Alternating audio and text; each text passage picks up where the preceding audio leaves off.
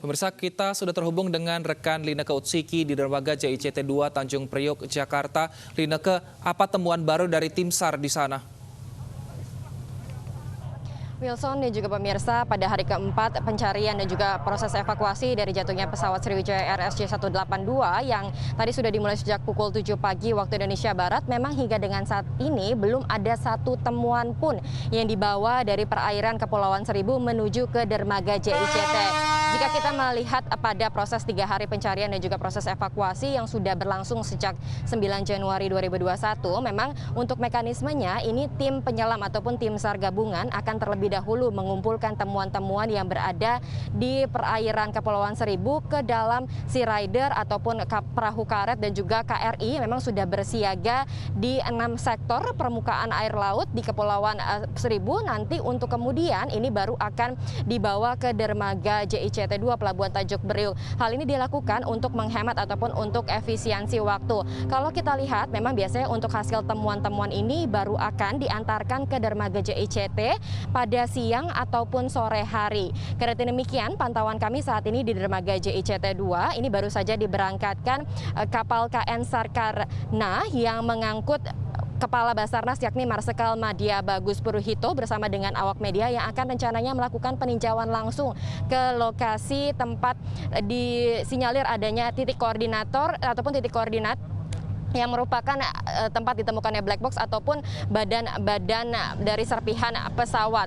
Selain itu juga saat ini di dermaga JICT 2 tadi sekitar pukul 10 pagi sudah tiba anggota dari tim KNKT yang langsung melakukan proses identifikasi ataupun tahapan awal dalam terkait dengan badan-badan ataupun puing-puing pesawat yang sudah ditemukan kemarin, karena masih ada begitu beberapa puing-puing pesawat yang masih digelar di dermaga JICT 2. Ini tim dari KNKT yang melakukan pencatatan, kemudian dokumentasi kira-kira badan-badan pesawat di bagian mana saja, kemudian yang sekiranya ini nanti akan membantu proses identifikasi untuk mengetahui kira-kira apa yang menjadi penyebab jatuhnya pesawat Sriwijaya Air SJ182.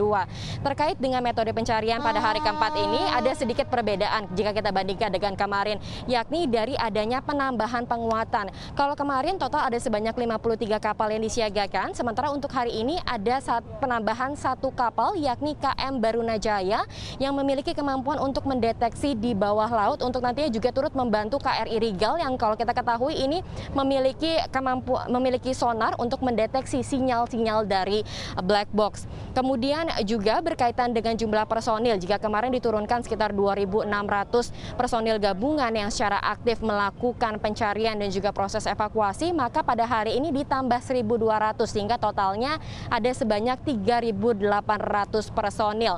Kemudian untuk metode pencarian yang dilakukan pada hari ini dibagi menjadi 3 bagian. Yang pertama ada terkait dengan sektor udara dan juga sektor di permukaan laut. Ini diperluas radius pencariannya, yakni sektor udara menjadi 3 sektor. Kemudian untuk permukaan laut ini diperluas menjadi 6 sektor. Kenapa kemudian diperluas? Karena ini sudah memasuki hari keempat. Artinya tentu sudah ada pergeseran dari objek-objek yang berada di bawah laut. Entah itu terbawa oleh arus atau karena adanya gelombang dan juga kecepatan angin. Ini kemudian yang diantisipasi oleh tim SAR gabungan yang kemudian dikomandoi oleh Basarnas agar seluruh objek-objek maupun dari penumpang ataupun korban ini bisa diketemukan semaksimal ataupun seoptimal mungkin. Kemudian untuk di bawah laut ini dibagi menjadi 4 sektor, namun kalau kita bandingkan dengan kemarin ini justru berbeda begitu, karena lebih dipersempit, lebih dikerucutkan lagi proses pencariannya. Kalau misalkan kemarin di radius 200 sampai 300 meter, maka pada hari ini sudah dipersempit dalam bentuk segitiga ataupun triangle dengan luasan yakni 140 kali 100 dan juga kali 80, karena di sektor 2 ini disebut-sebut memancarkan sinyal. Ada 2 sinyal yang dipancarkan, baik itu dari flight data recorder ataupun dari cockpit voice recorder yang memancarkan dan juga ditangkap oleh KRI Rigel yang memang memiliki sonar. Kemudian juga rencananya hari ini akan ada 1 skoci yang diturunkan juga yang memiliki kemampuan untuk mendeteksi di mana sinyal-sinyal tersebut, karena jangan sampai ini kemudian sinyalnya bergeser terlalu jauh sehingga nanti akan kembali kemudian dilakukan pemetaan ulang. Terkait dengan robot ROV ataupun reported operated vehicles yang kemarin sudah dilakukan uji coba, ini memang kalau pada siang hari tidak terlalu begitu dimaksimalkan karena jangan sampai ini mengganggu proses dari para penyelam yang memang sudah melakukan penyelaman secara manual, sehingga tentunya ini kita sama-sama harapkan bahwa cuaca hari ini masih terus bersahabat mendukung dengan gelombang laut sekitar 0,5 sampai dengan 1 meter. Ini tentunya dapat membantu proses pencarian tidak hanya dari puing-puing pesawat, kemudian dari korban maupun juga dari black box, sehingga dapat memberi kepastian bagi pihak keluarga. Kembali ke Wilson.